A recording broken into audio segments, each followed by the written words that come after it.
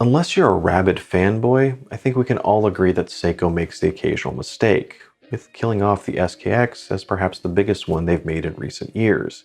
I mean, all you have to do is look at all the homage watches that have popped up to know that there's still some life left in this platform.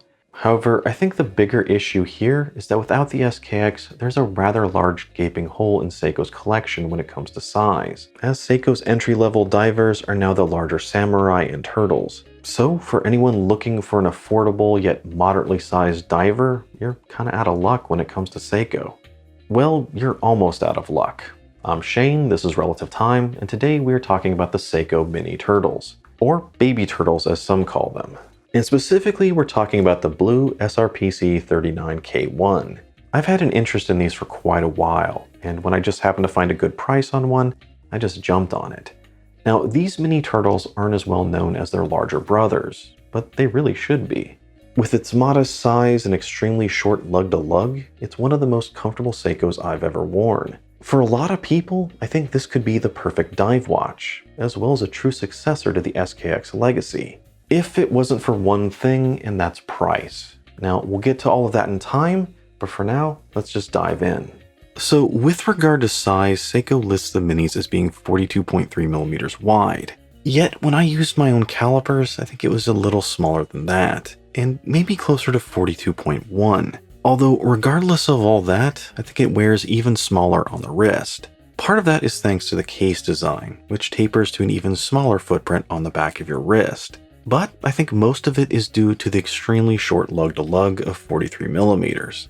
And just for reference, the smaller 38mm SKXs, the 013s, had a lug-to-lug of 44, so this is even shorter than that. So even though on paper it's a 42, I think on the wrist it feels more like a smaller 40, maybe even a 39mm. Turtles are widely known for being extremely comfortable and extremely deceptive when it comes to their size. And that's true here as well, just on a slightly smaller scale. And that comfort was really driven home this last month, where I went on a short camping trip to Oklahoma, where the mini turtle stayed on my wrist almost the entire time. One of the great things about a dive watch is that enhanced durability makes it a great choice for any outdoor situation. At just 100 grams on its rubber strap, this thing still has a good solid feel to it, but you can easily forget you're wearing it until you need it. And especially since that rubber strap is really well made and comfortable. But what made it really ideal for that kind of a situation was its smaller footprint. So it never felt cumbersome or sweaty, and again, I just forgot I was wearing it, which really is key when you're trying to sleep with a watch on. Not to mention that the Seiko Lume here easily lasted through the night. So when I did randomly wake up, I at least knew what time it was.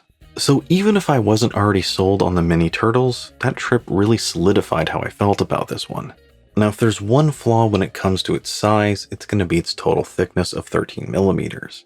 And that's 13mm without including the Cyclops, and we'll talk about that in a second. Now, 13mm really isn't bad for a diver, and especially so for an ISO-rated diver. You know, not everyone needs an ISO-rated diver, but if you do find yourself in the water frequently, there is some extra peace of mind in that. Now, as for that Cyclops, well, I think it's going to be the most controversial element here. Honestly, my own personal opinion on Cyclopses has really evolved over time. I still hate the way they look, and I really hate how they disrupt the design. Yet, I have come to appreciate the functionality of it, as it just makes reading the date so much easier. And just to put it into perspective, I think the date window here is about the same size that's on the Citizen Promaster Tough. And there, it is so small that it's practically useless. So a Cyclops can make a big difference. Now for some of you, this Cyclops may completely ruin it. But for me, I think the added functionality basically cancels out the negatives to the design. So I can just take it or leave it as it is. However, the Hardlux crystal that sits underneath it is a completely other story. I think at this point we all wish this had sapphire, and at this price, it really should. But at this point, we also know Seiko really doesn't care, and that just kind of illustrates the conundrum that a lot of Seiko fans find themselves in. Now, as the name suggests, the case here is very turtle-like. So that cushion case is primarily defined by this continuous smooth curved edge that goes from top to bottom, to the point that it doesn't even look like it has any lugs, but they are there, they're just rather short. That curvy flowing edge then continues as it tapers down to a rather typical Seiko Prospect caseback. The turtle case shape is very distinct and easily identifiable, as well as having an advantage of having a rather smooth-to-the-touch finish. What's also typical is that the top of the case has a circular brushed finish to it, while that curvy edge has a mirror polish. That side polish section has a great look, but honestly it's always bothered me. Just because as time goes on, it just seems to accumulate and show off more and more scratches, which again I think is also typical of Seiko. And if you haven't already noticed, Seiko also included drilled lugs, which makes strap changing always easy. Back to the front, you have a decent sized crown at the 3. It's not very big and kind of sticks out just a little, but without any crown guards it's always easy to use.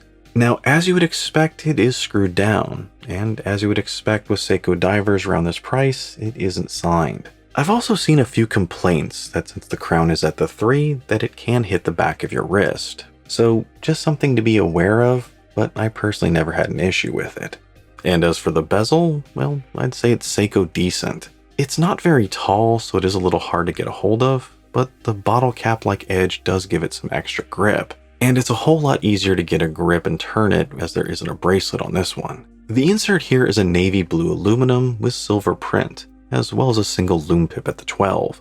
The action is maybe a little more muddled than some of the other great divers I've seen, but it's still defined and has just a touch of backplay. One of the great things about the regular turtles right now is that there are a lot of dial options out there, and in particular I love the one that's on my Dark Knight. But when it comes to the minis, and especially if you're not talking the JDM models, it's a whole lot more limited. The SRPC39 has this rather flat navy blue dial, which is rather fitting for a tool watch. Now combine that with the silver framing and the white highlights, and you have a high amount of contrast for usability. It may not be the most flashy combination, at least compared to some others with a sunburst, but it still looks good and it's highly functional. The overall dial design is going to be similar to the normal turtles, but it isn't identical, so it's more like a little brother than say a mini-me. You can still tell they're related, but it still has its own distinct personality. The indices are applied and have a sharp, well-defined metallic outline, which is then filled to the brim with white Seiko luminous paint. The indicators at the 12, 6, and 9 are more streamlined and sharper, yet still contain that point, creating a nice crosshair effect. Rather than dots, Seiko decided to use these half-circle wedge things, which I actually like better, as they seem to direct your eyes more towards the center of the dial, and they take up some of the void that usually sits in between the indices and the chapter ring. At the 3, you just have a date rather than a day date, which I think is more appropriate for the smaller dial. Now, I still wish it was at the 6, and I still wish it had a color-matched date wheel. But what it lacks in aesthetics, it more than makes up for readability and functionality, which we've already talked about. You also have your normal Seiko Prospect text on the dial, and I think Seiko should have cut some of this out.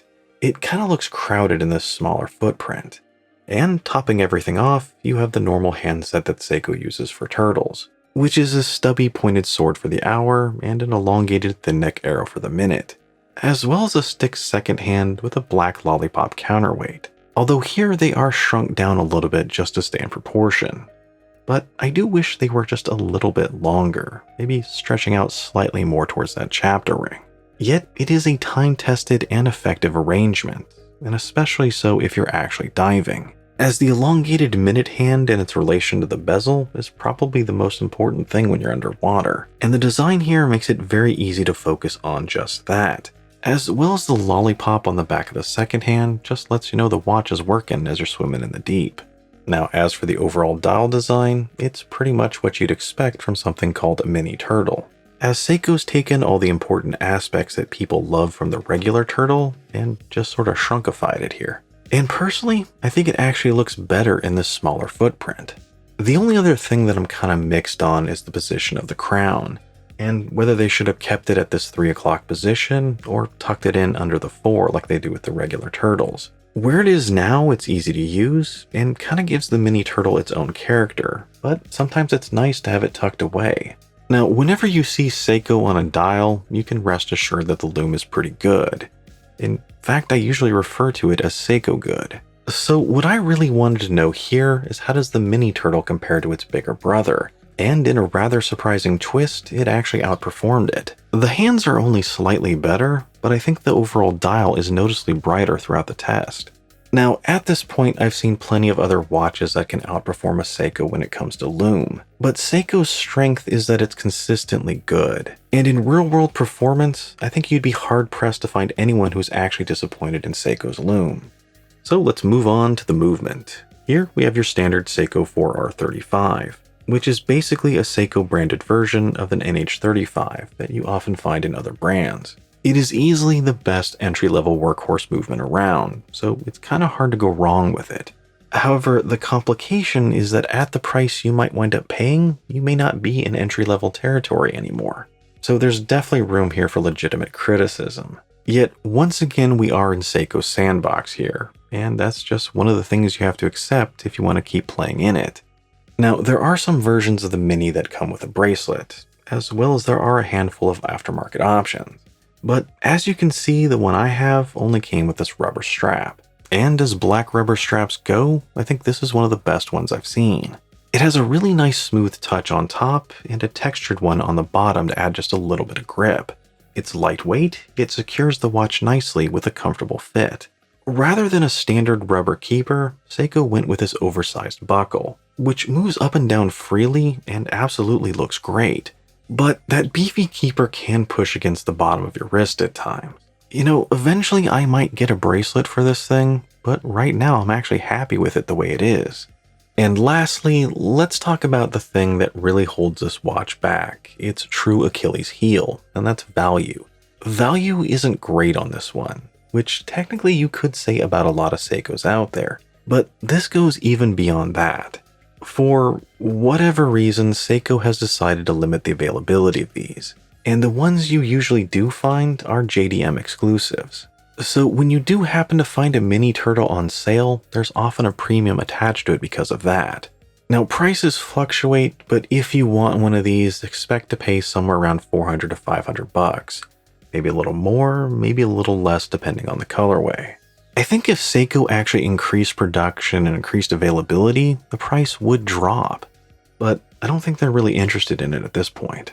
Now, I've realized that I may have misspoken earlier, and while putting this review together, I realized that there is another Mosley-sized entry-level Seiko diver out there. It's one that I completely forgot about, yet they are currently available, and that's some of the newer monsters that sit about 42.4 millimeters. Although, you know, with a name like Monster, you wouldn't really think of them as being moderately sized, yet here we are. There's also another interesting recent development.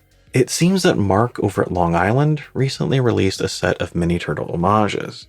So for those that love the idea of this and wish it had sapphire or maybe a better bezel or maybe better price and availability, you should head over to Long Island Watch and check it out. So out of all the Seiko diver style platforms I've worn over the years, I think this one is my favorite.